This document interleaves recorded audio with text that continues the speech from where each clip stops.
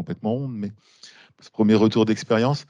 On va enchaîner. Alors, je vais essayer de gagner un petit peu de temps pour rattraper, sachant qu'on a sur la dernière partie une intervention qui doit être à 1 heure précise. Donc, je pense qu'on inversera peut-être des, des intervenants sur la dernière partie. Là, on va partir sur une partie, on va dire, échange et partage. Donc, les deux intervenants en dehors de moi-même que je vais appeler, c'est Vincent Regnault, qui est donc directeur du système d'information du GHH, oui, la Seine Innovation, et du GHT Sphère de la Seine, et Nicolas Boguki, donc directeur de la transformation numérique du système d'information au CHU de Caen. Je vous laisse aller. Alors après, visiblement, j'ai eu un petit texto qui dirait que ça pourrait être sympa aussi que vous parliez de là-bas. Donc on va essayer sur cette deuxième partie de parler de là-bas. On verra bien si c'est l'expéditeur du texto ou moi qui avais raison. Voilà.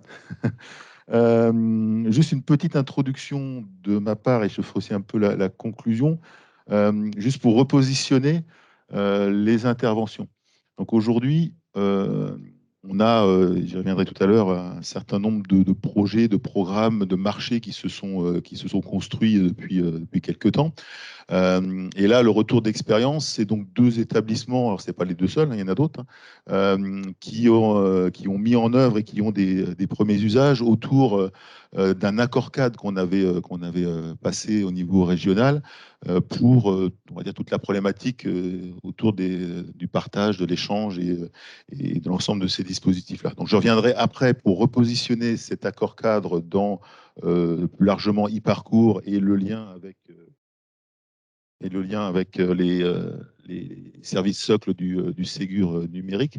Mais ce qui est important, c'est le principe de base, c'est de faire en sorte de fournir des outils à nos adhérents pour répondre à leurs propres besoins, à leurs propres projets, et que dans la façon de constituer leurs propres projets, il y a des tas de choses qui sont structurantes, on verra, autour de l'identité, du partage, etc. Et de pouvoir, nous, au niveau régional, consolider tout ça pour être justement dans le lien ville-hôpital. Ce qui explique que dans les projets que vous allez voir, il y a des projets qui commencent autour d'un établissement, qui ont vocation à s'étendre sur le territoire, sur le GHT, et qui, dans la cible, seront consolidés régionalement. Donc voilà, c'était juste la petite introduction que je voulais faire. Et puis, je vais vous laisser le micro. Hein, ouais, tu vas essayer d'ici. De mémoire, ça doit être toi qui es en premier. Et la petite Zapette qui est là. Bonjour à tous. Vous m'entendez? Impression d'avoir deux. Oui, c'est bon.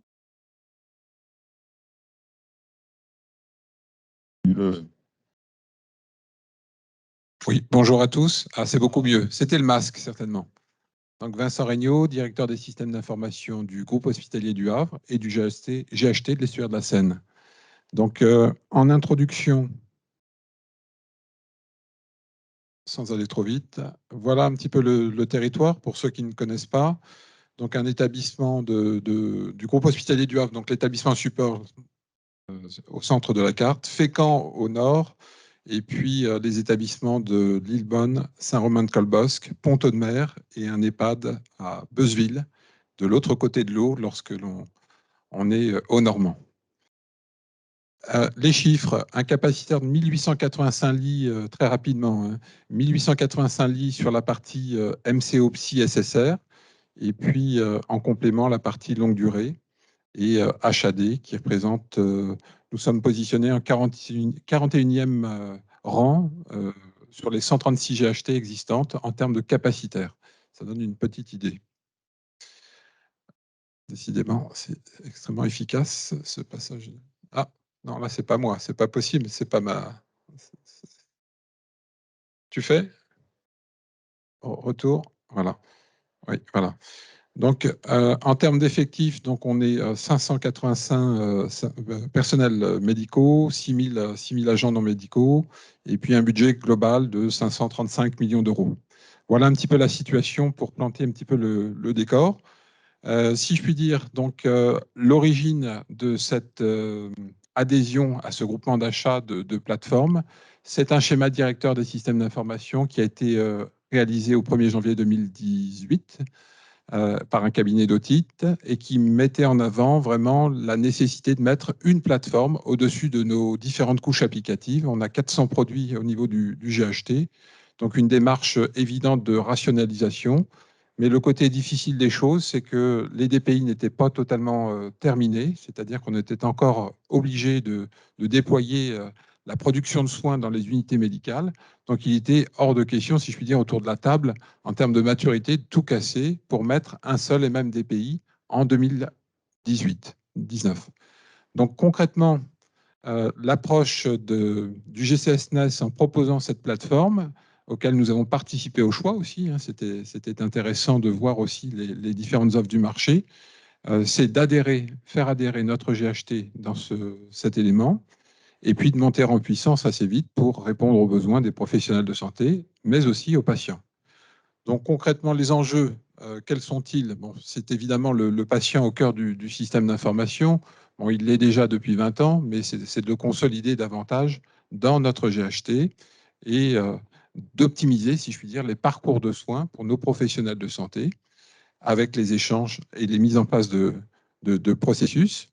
Avoir aussi une démarche de plateforme qui soit à la fois utilisable à l'échelle du GHT, de la région, mais aussi interconnectée avec le national pour tout ce qui va en suivre. Je pense qu'on en parle déjà depuis plusieurs mois maintenant. L'idée aussi, je l'ai dit, et c'est un peu la transition avec le sujet précédent, hein, c'est quelque chose qui doit être extrêmement sécurisé. Donc l'hôpital du Havre n'avait pas l'agrément à l'époque pour faire l'installation d'une telle organisation informatique.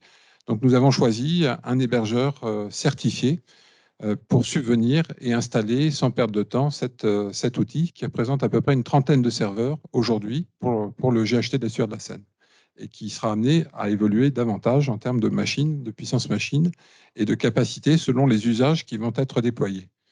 Donc ça, c'est un point clé. Entre-temps, mon prédécesseur avait opté pour un dossier hébergeur agréé de données de santé. Je dis bien agréé parce qu'on est à l'étape maintenant de la certification. L'hôpital du Havre, depuis le mois de mai, donc, est hébergeur agréé de données de santé, ce qui va me permettre progressivement de pouvoir partager des applications communes à l'échelle du GHT sans trop de difficultés. Et puis, l'approche stratégique, c'est d'être co-responsable avec les directeurs d'établissement de notre GHT, de partir sur cet aspect, ce qui n'empêche qu'à terme, il y aura peut-être une certification, mais en tout cas, sur le schéma directeur version 2 de GHT qui vient d'être fait, on n'a pas la prétention sur les années 2022, 2023, 2024 à passer la certification pour le moment.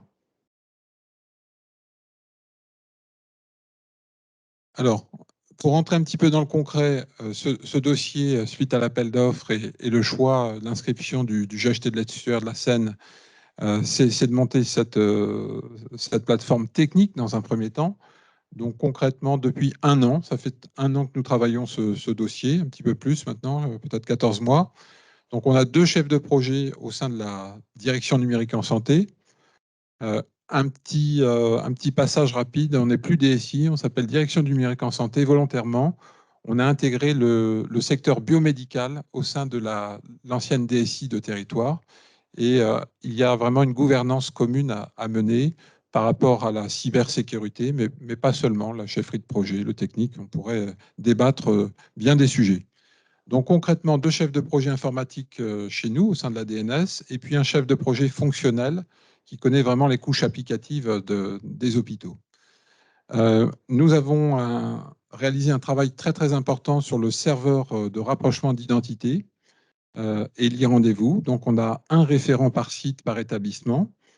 Et puis, évidemment, des échanges assez permanents désormais avec les éditeurs sillage, puisqu'on a dans le GHT, je ne l'ai pas indiqué, mais on a 3 sillages sur des bases autonomes, hein, qui sont celles du Havre, de Pont-Audemer et de Fécamp, et 2 Axiguettes à Lillebonne et Saint-Romain. Donc ça n'aide pas, évidemment, mais en tout cas, une nécessité de discuter avec eux pour obtenir des extractions extrêmement pertinentes sur l'identité du patient, avec des contrôles en interne, et puis toute l'interopérabilité, les interfaces nécessaires à mettre en œuvre, puisque c'est quand même un jeu d'interface entre les produits existants et l'alimentation de cette plateforme de GHT. On travaille aussi avec un éditeur important qui s'appelle Xperi sur la partie interop. Il n'y a pas de publicité, hein. Il y en a d'autres qui font ça très bien. Mais c'est un rôle majeur aussi dans ce dossier d'intégration et d'interopérabilité. Donc, en termes d'usage maintenant, la priorité choisie en CME et puis dans les instances de notre GHT, le comité stratégique, nous sommes partis déjà sur le serveur d'identité. Sans l'identité, on ne fait rien, ou quasiment pas. Ça fait 25 ans qu'on en parle. Même si l'INS arrive maintenant très très vite, l'idée était de travailler ce dossier et de démarrer les premiers usages très très rapidement. Donc un travail conséquent sur ce premier dossier. Au moment où je vous parle, il y a une diapo juste après, c'est que nous sommes prêts. Nous sommes en capacité, 5 établissements, de faire de la fédération d'identité. Le serveur de rapprochement est fonctionnel, est en pré-production et démarrera le mois prochain. Le portail pro, portail rendez-vous, a été une volonté très forte au Havre. En tout cas, l'établissement support souhaitait absolument mettre en place la gestion des rendez-vous, le e-rendez-vous. Nous n'avons pas choisi, comme d'autres, une autre stratégie avec le leader du marché du moment. C'est une volonté forte des établissements, de l'établissement support essentiellement. La partie e-document qui va suivre, donc c'est 2022-2023, donc chaque chose en son temps, on ne peut pas s'étaler. L'idée de bien faire les choses dans l'ordre et d'offrir, donc comme je vous le disais, plutôt le rendez-vous dans un premier temps, les documents ensuite, et la admission dans un dernier tiroir, si je puis dire. Malgré tout, cette plateforme, il n'y a pas de dernier tiroir, je me reprends. C'est quelque chose qui est très évolutif. Il y a des parcours de soins, des parcours patients à mettre en œuvre. C'est un petit peu comme une caisse à outils que vous achetez au supermarché. Vous remplissez dedans ce que vous voulez mettre et puis vous l'utilisez à bon escient dans l'ordre que vous souhaitez. Alors, sans rentrer dans un détail technique, parce que je crois qu'il y a un atelier identito un petit peu après, donc on a travaillé un algorithme. Il a fallu se mettre autour d'une table parce que les approches des cellules identito-vigilance de chacun des établissements étaient un tout petit peu différentes. Donc il a fallu quand même se rencontrer. Et puis, en intelligence collective, nous avons défini un algorithme avec aussi la puissance de l'éditeur qui a une grosse expérience sur le sujet, qui nous a bien aidés. Nous avons donc déterminé l'algorithme. Je ne vais pas refaire le détail, je pense que quelqu'un d'autre le fera plus tard, qui permet aujourd'hui de garantir, si je puis dire, la bonne cohérence de cette fonction d'algorithme. Alors, décidément, c'est extrêmement sensible. Tac. Je crois qu'il y a une diapo entre deux. Voilà. Pour exemple, depuis 20 ans, on ne savait pas très précisément quels étaient les patients, par exemple, je prends 2 établissements que je connais bien, donc Fécamp, le Havre, quels étaient les patients communs entre Fécamp et Le Havre. Il y a 35 km entre deux, et bien évidemment, le premier exercice consistait de voir quels étaient les patients communs, et on s'aperçoit qu'avec l'algorithme conçu, sur les très stricts, on est vraiment à 100% de réussite. On sait que l'on a, j'arrondis un petit peu les chiffres, 11 points de patients communs entre 11 points dans la base du Havre de patients de Fécamp qui sont connus à l'échelle de ces deux entités. On pourrait penser même un petit peu plus, jusqu'à 18 points, mais on est quand même sur des pourcentages un petit peu différents, puisqu'on est plutôt sur un seuil de correspondance prévu entre 80 et 99%. Voilà, c'était à titre d'exemple. Et ça a été un peu la surprise. On pensait justement que Pont-de-Mer, les patients allaient beaucoup plus au Havre, et on s'aperçoit donc dans l'exercice que ça n'est pas tout à fait le cas. Alors, sur l'architecture, je ne vais pas faire un cours technique, ce n'est pas du tout l'objet. On a sur la partie droite le serveur d'identité qui va échanger avec des interfaces connues des informaticiens, les formats normalisés, IHE, PAM, pour l'ensemble des établissements. Hormis l'EHPAD, je ne l'ai pas dit en introduction, l'EHPAD de Beuzeville n'est pas dans le projet. Il y avait très peu d'intérêt de les intégrer pour l'instant, en tout cas. Donc, on est parti sur nos structures MCO. Un gestionnaire de référentiel qui sera interfacé pour obtenir quelque chose d'industrialisé, si je puis dire, le plus possible. Et puis, derrière, évidemment, par rapport au DPI, ce que l'on met en place, ce sont les interfaces rendez-vous, puisqu'on est sur des produits non intégrés, hein, ce qui n'est pas le cas de toutes les structures. C'est vrai que si on était en full man care partout, ça aurait été un petit peu plus simple certainement, mais la norme est là justement pour s'en sortir. Des difficultés peut-être aujourd'hui avec les éditeurs, c'est surtout une question de projet, de temps, de libération des personnels compétents en interop et puis en chefferie de projet. C'est ce qui nous coûte aujourd'hui beaucoup de retard, en tout cas par rapport au planning initial. Je sais que les éditeurs sont très très pris avec des stratégies diverses et variées. On est un petit peu ennuyé sur ce côté intégration. Ça ne va pas assez vite, à mon sens. Alors, aujourd'hui, pour faire simple, on est à l'étape de la pré-production. Donc, tout ce qui est réalisé avec les petites flèches vertes. Donc, c'est la partie supérieure du tableau par thématique. Donc, la plateforme est au MIPI. Je ne l'ai pas dit.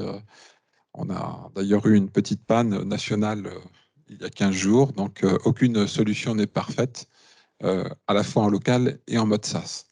Donc, les portails sont conçus, essentiellement orientés sur le e-rendez-vous et le portail pro pour nos professionnels de santé, avec l'ouverture vers la médecine de ville. Le socle, dans son concept, est en grande partie en place. Le SRI, je vous l'ai dit, est sur le point de passer en prod.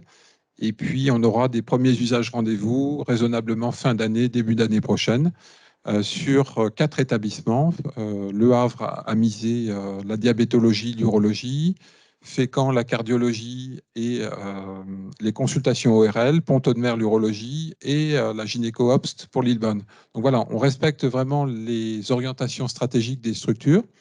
Et puis, c'est de rationaliser le système pour ensuite aller sur 2022-2023, sur la partie très attendue, e-document, parce que ce que voit le professionnel de santé, bien évidemment, ce sont les outils de travail fonctionnels, mais derrière, c'est un peu comme l'iceberg, hein, il y a la face immergée que nous sommes en train de faire, et ce qui se verra très rapidement, je l'espère, pour l'ensemble des professionnels, qui soient à la fois dans le GHT, mais aussi à l'extérieur.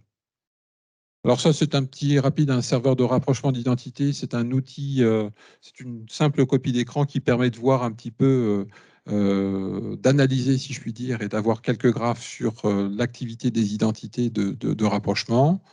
Le portail qui est créé pour le GHT avec l'authentification forte, évidemment. Ça, c'est le côté, alors je suis un peu professionnel. Et puis, la même chose pour très prochainement la patientèle. Voilà en quelques mots notre retour d'expérience en 14 mois réalisé sur le GHT de l'Essuaire de la Seine.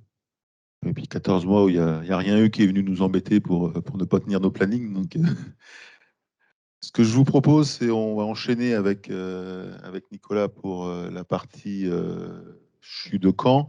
Et puis après, si vous avez quelques questions ou autres, on les prendra à ce moment-là avant que j'essaye l'exercice que je vous ai promis ce matin de tout mettre en perspective de ça, du régional et du national.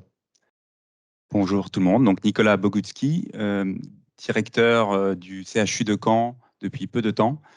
Donc je compte sur toi Olivier pour corriger les aspects qui ne sont pas strictement... Juste, tu es sûr que c'est directeur du CHU de Caen?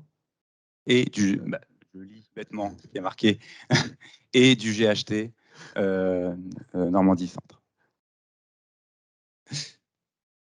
Désolé, je vous ai oublié.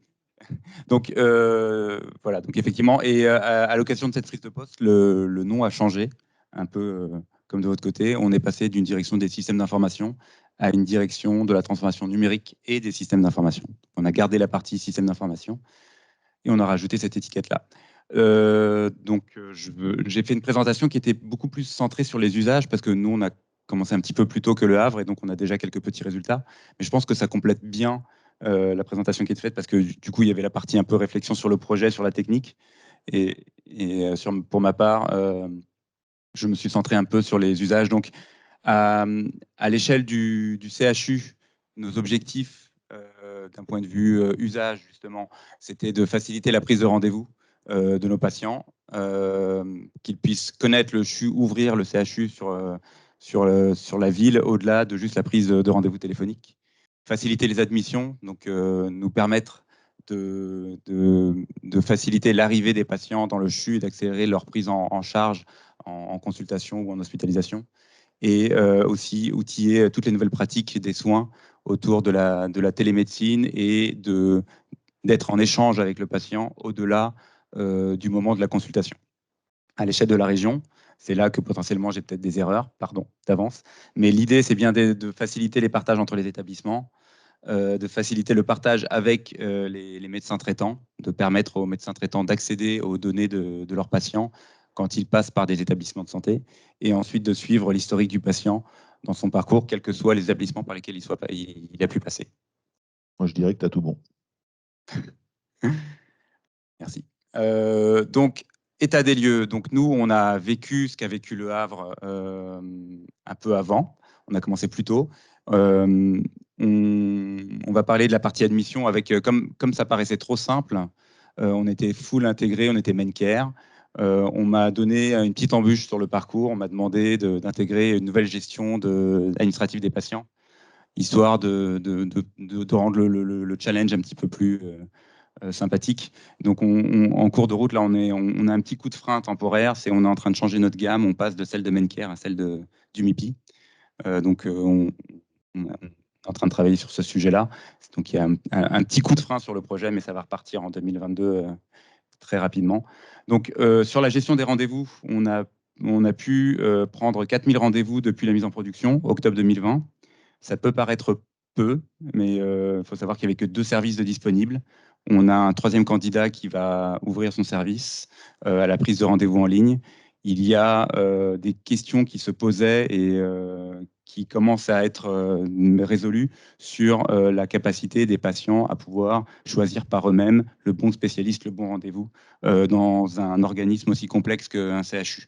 Donc petit à petit, on comprend comment ça fonctionne et on ouvre les services les uns après les autres au fur et à mesure qu'on comprend mieux comment les patients appréhendent la complexité du CHU. Sur la gestion des admissions, on a plus de 80% des admissions qui sont initiées à distance, de la préadmission, et 5% des admissions qui sont finalisées en ligne avant l'arrivée au CHU. Donc je pense que c'est un très bon résultat. Il est à mettre en perspective avec le fait que tout ne passe pas par la plateforme des e-services et tout le programme d'échange et partage qu'on est en train de développer, parce qu'il y a aussi une mise en place de communication via les secrétariats et via nos AGP qui demandent aux patients, qui sollicitent les patients de plus en plus pour qu'ils nous envoient les documents avant et qui les invitent à passer par le portail. Donc certains, effectivement, passent par le portail, d'autres se contentent juste de renvoyer les informations par email. Mais au final, on arrive à 80% des admissions qui sont initiées à distance et ça facilite énormément le parcours de nos patients dans le CHU.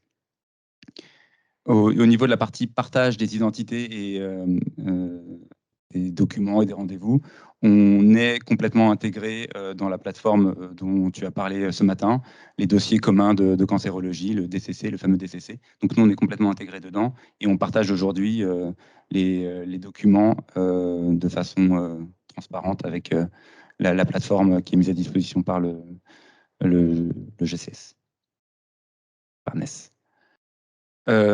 En termes de perspective d'évolution, la contrainte que nous avons aujourd'hui pour pouvoir mieux solliciter nos patients à distance, c'est d'avoir des dossiers les plus complets possibles en termes administratifs. On essaye de plus en plus de demander aux personnes qui accueillent les patients ou qui les ont au téléphone de prendre le mail et toutes les coordonnées afin de pouvoir communiquer avec eux par le canal le plus adéquat à la mise en place du portail. C'est une démarche permanente. Il faut recommuniquer très souvent sur ce sujet-là. Ce n'est pas dans les habitudes. Et on travaille avec les secrétariats pour que ce mécanisme-là soit de plus en plus un réflexe et de la part des secrétariats et de la part de nos patients. En termes de messagerie sécurisée, on va commencer à développer les échanges avec nos patients en dehors des moments de consultation grâce à la plateforme qu'on a mise en place et les e-services sur lesquels on a pu travailler dans cette démarche-là.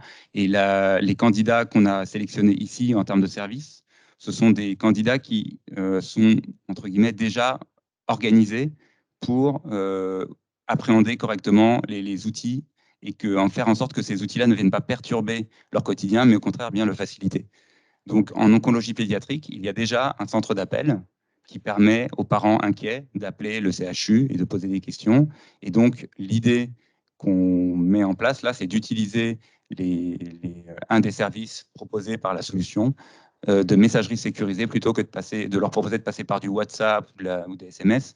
On va ouvrir des canaux de communication via l'application et via la plateforme e-service pour que les patients puissent poser des questions, un peu comme un WhatsApp, mais un WhatsApp sécurisé à la main du CHU. Et ça facilitera le travail du centre d'appel qui reçoit aujourd'hui ces appels et qui n'est pas toujours très à l'aise pour répondre en direct, qui est souvent obligé de dire « Attendez, je me renseigne, j'appelle, je vous rappelle ». Et là, par messagerie, ça sera beaucoup plus fluide. Ensuite, les autres outils qu'on va déployer grâce à cette plateforme, c'est des outils de questionnaire. Donc, c'est aussi un travail de secrétariat qu'on va équiper. C'est les fameux appels sur tout ce qui est ambulatoire et hôpital de jour à J-1, J+1 pour vérifier que tout s'est bien passé, que la personne est prête d'abord, qu'elle a bien compris ce qui allait lui arriver, qu'elle s'est bien préparée, qu'elle a bien suivi tous les protocoles. Ensuite, à J+1 et à J+5, que tout va bien pour elle, sous forme de questionnaire, tout simplement. L'idée, c'est de ne pas dire qu'on ne fera plus d'appel. L'idée, c'est de dire que les patients qui préfèrent le canal application sur son téléphone pour répondre aux messages plutôt que de le faire par téléphone auront cette possibilité-là. En cardiologie, c'est un exercice un peu différent. C'est un travail autour de la possibilité du patient de pouvoir enregistrer ses incidents entre deux consultations. Donc, le principe, il est que une personne qui a des problèmes cardiaques ou d'autres types de problèmes, mais pour lesquels il peut y avoir des événements qui sont entre deux consultations, une douleur, un essoufflement anormal, il va pouvoir les annoter sur son application. Et quand il sera face à son médecin, il va ne pas avoir juste à se souvenir de « je crois que j'ai eu 2 ou 3 incidents ou 2 ou 3 événements désagréables », mais juste, ça sera factuel. S'il a pensé évidemment à les saisir au moment où ça arrivait, ça sera factuel et le médecin les aura devant les yeux. Et ça donnera beaucoup plus d'informations aux médecins. Et donc, il y aura une sorte de suivi entre chaque consultation. Donc ça, on le prévoit pour la cardiologie, mais on va l'étendre à toutes les autres spécialités qui ont ce genre de problématiques. Donc UK adulte pour tout ce qui est ambulatoire, UK pédiatrique et la cardiologie. Ensuite, on prévoit de proposer de l'éducation thérapeutique à nos patients. On prévoit aussi de pousser le dossier patient via l'application et via la plateforme d'UNES pour qu'il puisse accéder à ces données et aussi les présenter à son médecin traitant. Et l'autre élément, c'est aussi de se mettre en contact avec les professionnels de santé et les établissements pour qu'eux-mêmes soient conscients que cette application-là existe, qu'ils ne découvrent pas que le patient a son dossier avant lui. Il y a des problèmes de communication aussi et de faciliter la prise en main de ces outils-là par nos partenaires en ville ou dans les autres établissements. Donc, il y a tous ces éléments-là qu'on gère au niveau local. Je vais intégrer dans la partie locale le fait qu'à l'échelle du GHT, on prévoit de déployer 2 autres établissements, puisque là, on est centré vraiment sur le CHU. L'idée, c'était de dire qu'on essuyait les plâtres, qu'on comprenait comment ça fonctionnait, et qu'ensuite, on accompagnerait nos autres établissements du GHT. Et sur cette partie-là, donc il y a 2 établissements qui vont se lancer probablement l'année prochaine. Ils sont dans la salle, là, donc c'est le site de Bayeux, le site de Falaise, qui vont pouvoir partir sur ces sujets-là dès l'année prochaine, on espère.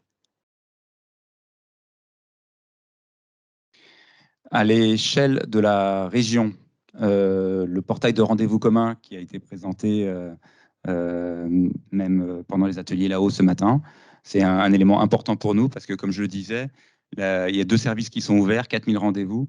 Je pense que c'est aussi lié au manque de visibilité qu'on peut avoir. Quand les gens pensent rendez-vous en ligne, ils pensent Doctolib, ils pensent d'autres canaux que juste aller se connecter sur le site de CHU. Donc, à l'échelle de la région, on aura forcément, on l'espère en tout cas, beaucoup plus de visibilité. Et c'est un élément fort pour que ces outils-là commencent à prendre de l'ampleur. Au niveau du partage de l'historique des patients, on va travailler avec le NES pour très vite se rapprocher de la plateforme XDS qu'ils ont mise en place et dont j'ai pu avoir une démo il y a pas très longtemps. Encore une fois, ça fait pas très longtemps que je suis à mon poste, mais c'était très intéressant et je pense qu'on va accélérer la démarche pour s'appuyer dessus, et notamment pour la mise à disposition de la communauté médicale de la région, les données de nos patients.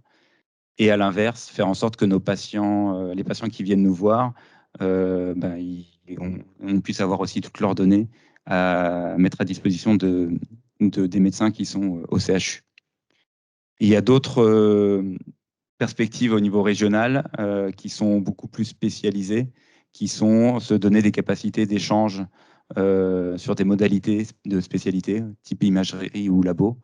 Donc de créer un réseau d'échange autour des PACS, notamment, mais en lien aussi avec le dossier patient qui sera partagé. Donc de créer des passerelles entre les deux projets. Ça, c'est des sujets sur lesquels on réfléchit. On espère pouvoir proposer des solutions très, très rapidement. Je crois que j'ai fini. Pas tout bon. Merci. Est-ce qu'avant de passer sur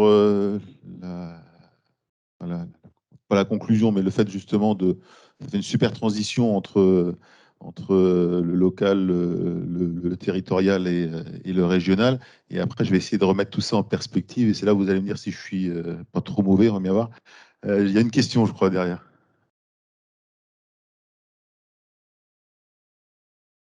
Bonjour, Yvon Graïc, France Asso Santé Normandie. On a parlé beaucoup du patient là tout de suite. Là. Rassurez-moi, le dossier partagé, c'est bien le DMP dont vous parlez.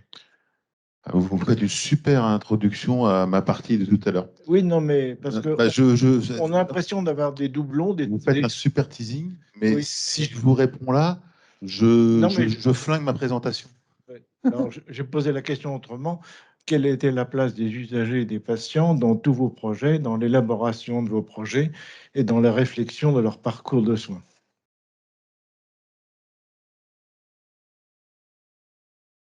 Bon, écoutez, le DMP, je crois que ça a 15 ans.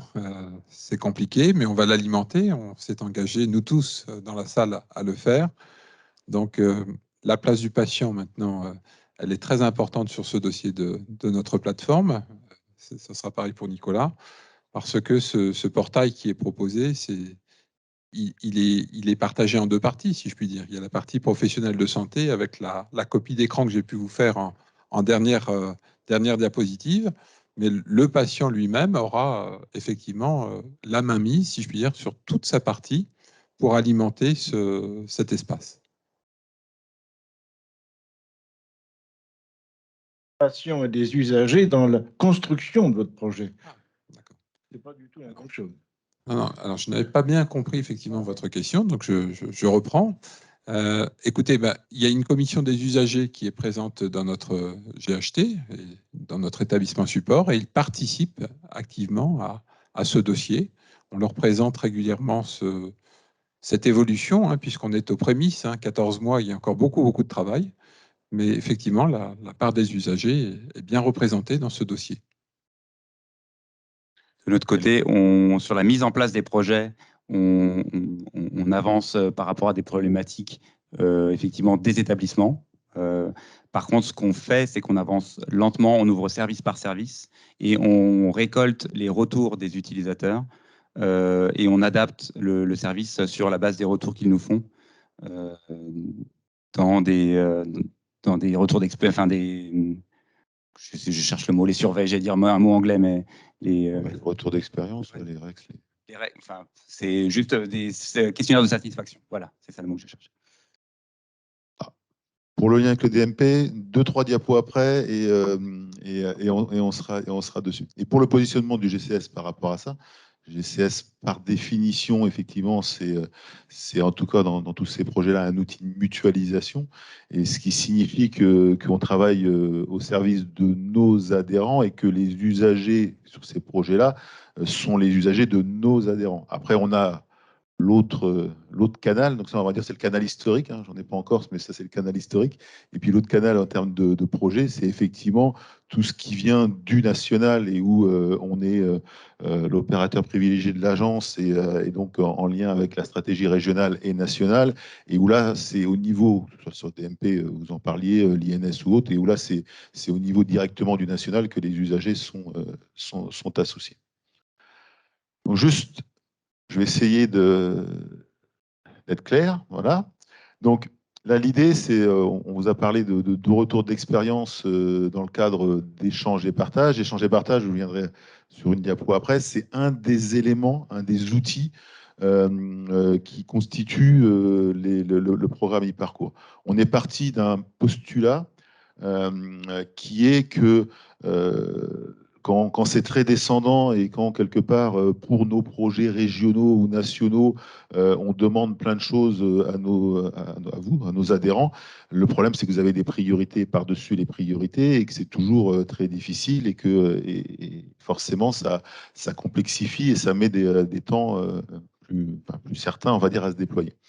Et donc on a inversé le problème et on s'est dit, vous avez dans les établissements des projets, des priorités, que ce soit, on l'a vu, là il y a une mission, les rendez-vous, le partage documentaire, et que pour pouvoir mettre en place ces projets qui sont dans vos schémas directeurs, vous avez besoin de travailler sur des choses qui nous intéressent, c'est-à-dire de travailler sur l'identito, sur l'INS, sur la façon de s'interfacer.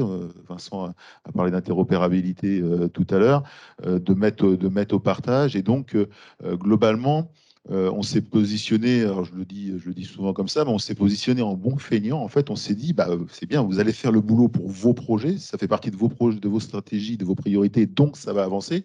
Et nous, du coup, au niveau régional, on va venir assurer une consolidation de tout ça et quelque part venir consommer votre travail, puisque ce qu'on a besoin, effectivement, pour le lien, on verra tout à l'heure la partie lien ville-hôpital de e-parcours, et puis pour pouvoir être au rendez-vous et du DMP et de la messagerie sécurisée, bah, c'est de travailler sur les fondamentaux que sont le cas d'interopérabilité, qui est la sécurité, qui est l'INS, qui est le fait de comment on se connecte avec ProSanté Connect, etc.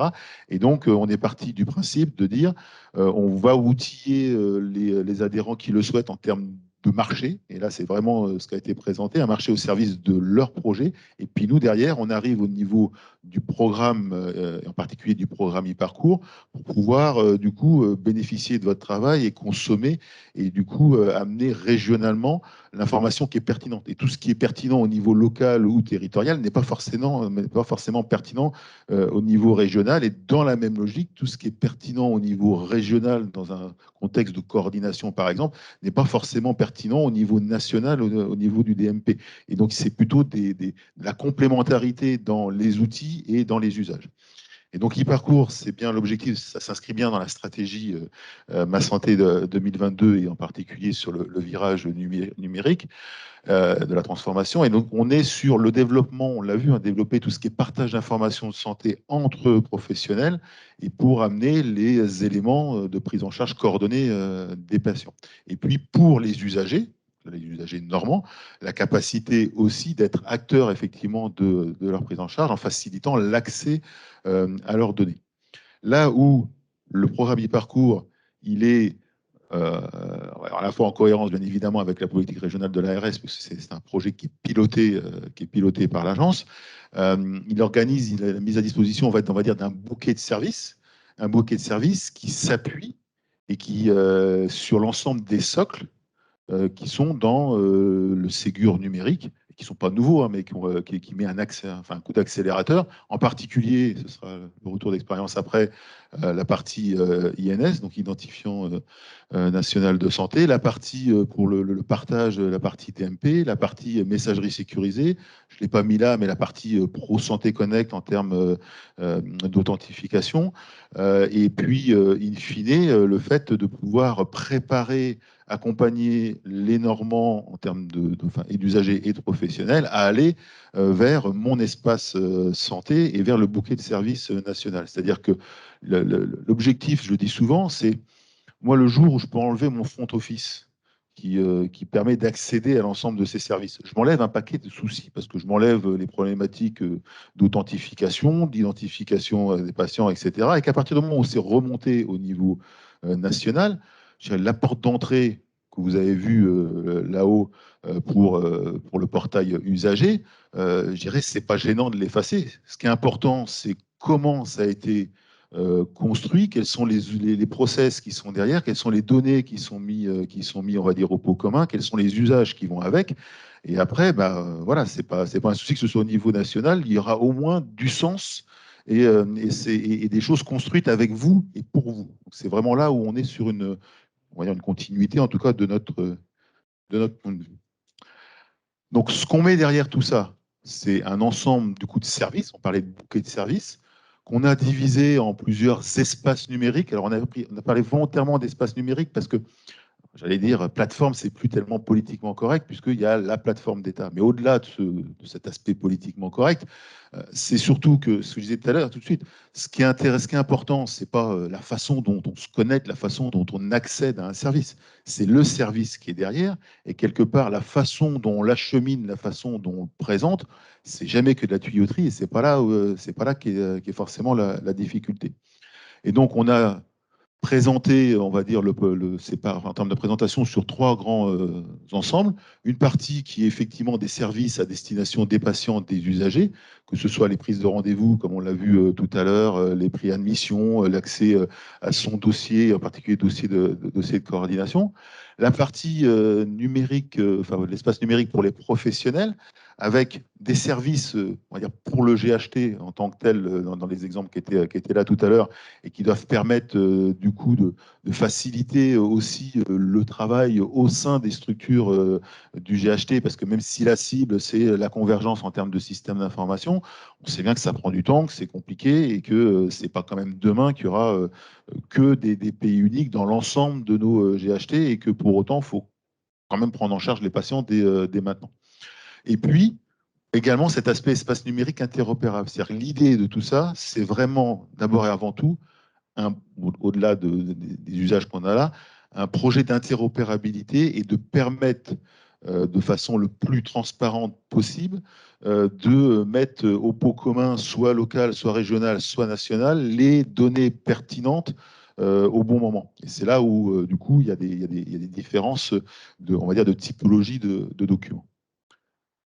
Donc aujourd'hui, ce périmètre fonctionnel, alors je vais le passer assez rapidement, et puis je me suis rendu compte qu'il y a eu un petit décalage, mais dans donc, le premier outil, on va dire outil en termes de vecteur contractuel, on a un premier périmètre dans l'accord échange et partage qui comprend l'ensemble de ces fonctionnalités-là. C'est celles qui ont été mises en place, que ce soit à Caen ou à Rouen ou au Havre, et puis qu'on met en place également, par exemple, avec Becquerel pour certaines briques. Donc, on a tout ce qui tourne autour de l'identité, des annuaires internes de professionnels, l'entrepôt dont parlait tout à l'heure Nicolas, l'entrepôt XDS, qui est l'outil de partage, on va dire, c'est le e-document, une consolidation voilà, au niveau régional, un certain nombre d'outils de portail ou de points d'accès à ces données, et puis les gestions de rendez-vous, il y a une mission, c'est tout ce qu'on a parlé. Et surtout, le dispositif de gestion d'interopérabilité, puisque l'idée, c'est bien, moi, en bon feignant régional, de venir consommer le boulot que vous avez fait, vous, pour vous intégrer avec vos briques à vous. Comme ça, moi, derrière, j'ai plus rien à faire et je viens juste consolider et consommer. Donc ça, on est sur le périmètre échange et partage. Le périmètre national de e-parcours, vous allez retrouver certains éléments qui étaient dans l'autre programme tout à l'heure. Donc, je vais vous montrer après comment on l'a réparti. Ça, c'est le périmètre fonctionnel qui a été défini dans le cadre d'un accord cadre national et auquel, du coup, on a contribué à la fois dans le choix des solutions d'ailleurs, et puis qu'on a décliné après régionalement. Donc, il y avait au niveau national 4 titulaires de cet accord cadre-là. Donc, on a refait un marché en région et donc on a retenu Mancare, sachant que l'ensemble, les 4, à partir du moment où ils avaient été retenus nationalement, sont réputés savoir-faire. Après, on le sait, c'est Vincent qui le disait tout à l'heure, aujourd'hui, on voit bien que l'ensemble de nos prestataires, nos éditeurs, ont quand même des gros problèmes de ressources et de capacité à produire, et que cette démarche aussi nationale a peut-être pas forcément aidé. Il y a eu la période du Covid, etc. Et que, pour être transparent, c'est quand même loin d'être une sinécure et loin d'être simple au quotidien pour faire avancer tous ces sujets-là. Donc là, on était, voilà, je vous ai présenté, sans rentrer dans le détail, les deux outils vecteurs contractuels qui nous permettent de mettre en musique les usages et nos projets.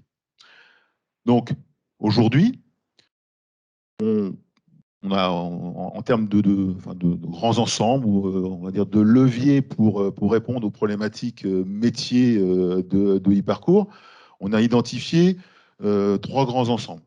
Le premier, c'est ce qu'on a appelé la coordination de situations complexes, et donc de mettre des outils pour répondre à ça. C'est le but du jeu, c'est d'outiller effectivement aujourd'hui PTA, Maya, demain DAC, possibilité que ces outils-là soient aussi utilisés par les professionnels de santé eux-mêmes, puisque à un moment donné, sur certains territoires, les couvertures ne sont pas forcément toujours homogènes entre ces dispositifs d'appui et l'ensemble des professionnels du terrain. Une partie de coordination dite plus usuelle, c'est-à-dire vraiment des outils permettant, donc là on est sur l'agenda partagé, des réseaux sociaux professionnels de type, on parlait tout à l'heure WhatsApp ou ce genre de choses-là, mais du coup sécurisés et dans le cadre du domaine pour permettre aux professionnels sur le terrain d'échanger entre eux autour de la prise en charge de patients qu'ils ont en commun, et du coup de faciliter cette coordination de proximité. Et puis, pour que ça puisse fonctionner, et on le voit bien, on en discutait encore autour des petits fours, il y a la problématique du lien ville-hôpital et de l'information, de la donnée qui est à l'hôpital, qui est produite par l'hôpital ou qui aurait besoin de consommer l'hôpital, et vice-versa en ville, de pouvoir en disposer. Et donc effectivement, il y a toute une partie qui est vraiment liée à l'interopérabilité et pour faciliter justement ce pot commun documentaire. Et donc les couleurs qui sont là, le vert, c'est ce qu'on a mis en musique avec le premier vecteur contractuel qui est échange et partage, et le bleu, c'est ce qu'on met en musique avec e-parcours. Donc le tout, enfin, avec le marché subséquent e-parcours, le tout constitue vraiment le programme e-parcours en région. Voilà, c'est un des éléments. Ce que fait aujourd'hui les établissements pour leurs propres besoins contribue à un des périmètres attendus fonctionnellement dans le programme e-parcours. Et maintenant, après tout ça, effectivement, vous allez me dire, c'est bien, mais vous ne m'avez toujours pas causé du national. Bon, j'espère que je ne me suis pas trompé de diapo, mais je pense que ça doit être à peu près ça. Ouais. Et donc après, je vais donner quelques exemples. Le programme e-parcours, aujourd'hui, il est là aussi pour favoriser, on va dire, la mutualisation et la complémentarité, l'intégration des outils. Le programme e-parcours au sens large. Et donc, il y a un des éléments donc, qui est dans l'échange et partage. Quelque part, on est sur un socle d'urbanisation, d'interopérabilité commun, normand, qui doit permettre de faciliter tout ça.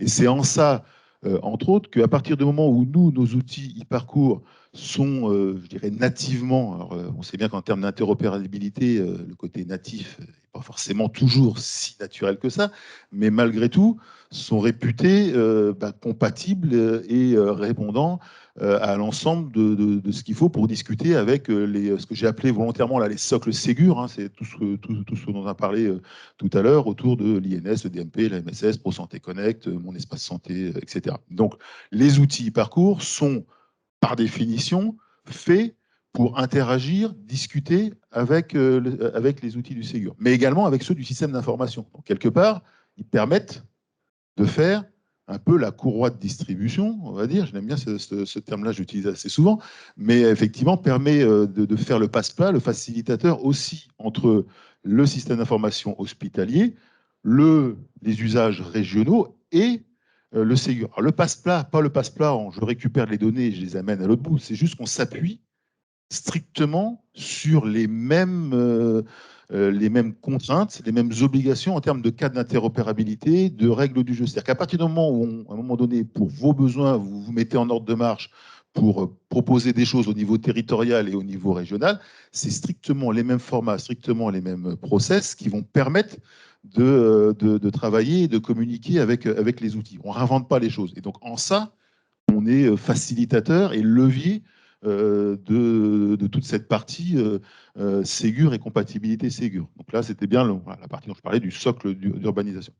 Et donc, la démarche au niveau régional, elle est vraiment de consolider ce que vous faites et d'être le levier pour aligner ce système d'information avec l'ensemble de la doctrine nationale Ma Santé 2022. Et comme je le disais tout à l'heure, à partir du moment où demain, par exemple, mon espace santé fonctionnellement répondra à l'ensemble des attendus, le front office, on s'en fiche. C'est vraiment toutes les briques qui sont en dessous qui sont importantes.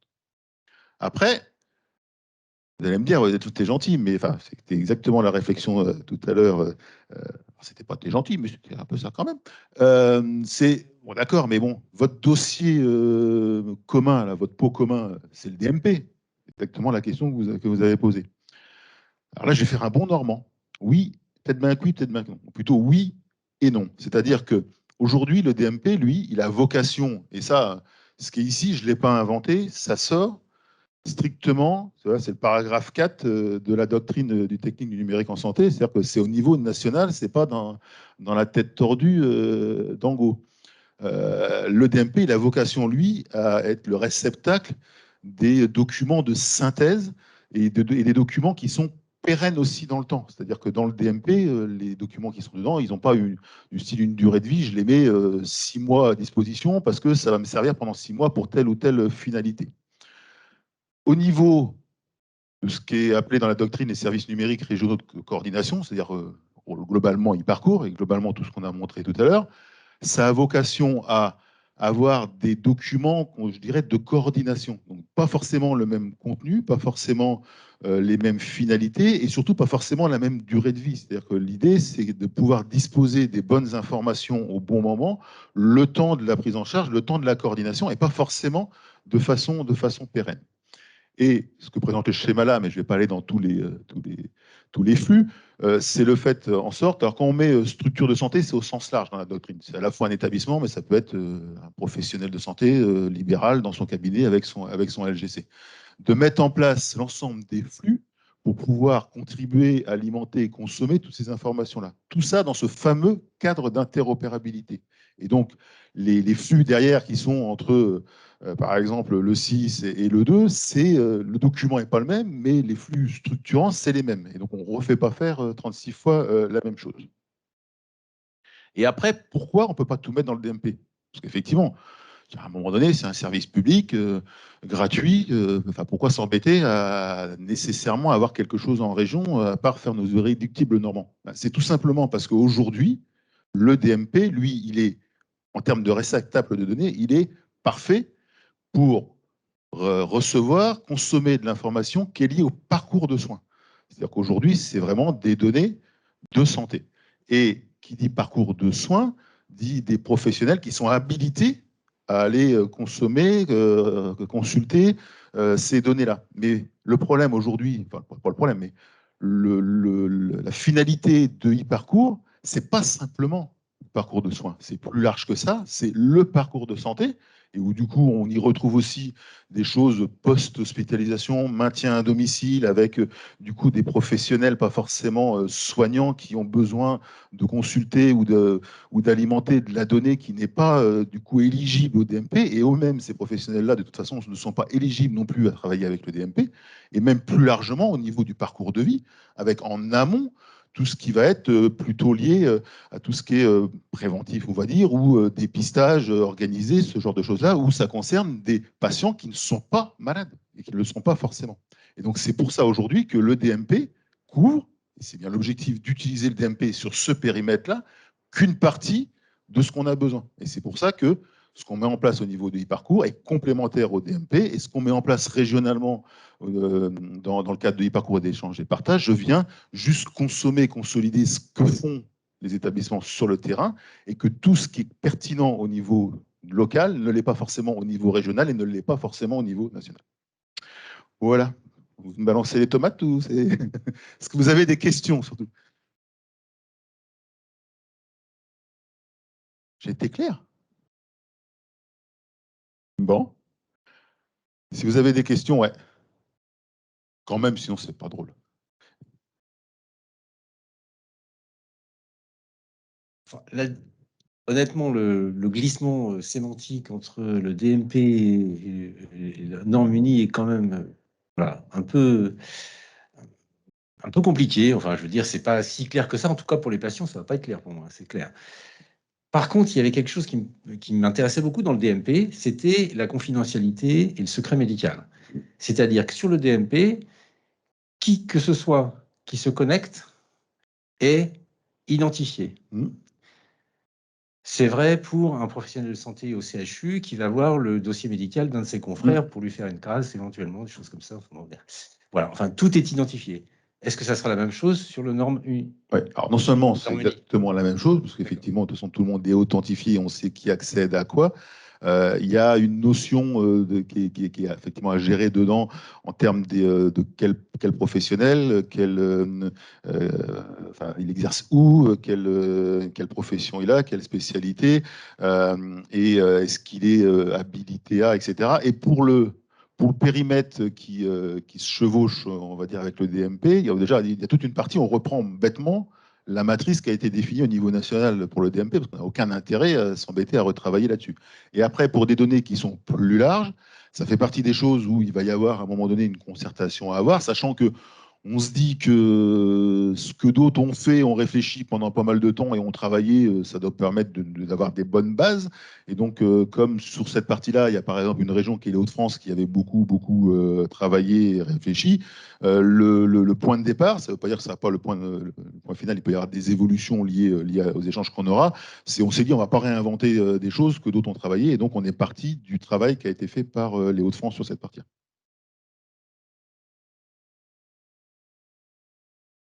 Je suis à la bourre, hein. Ouais. Est-ce qu'il y a encore une question? Ça ne veut pas dire que vous n'avez pas droit aux questions, hein.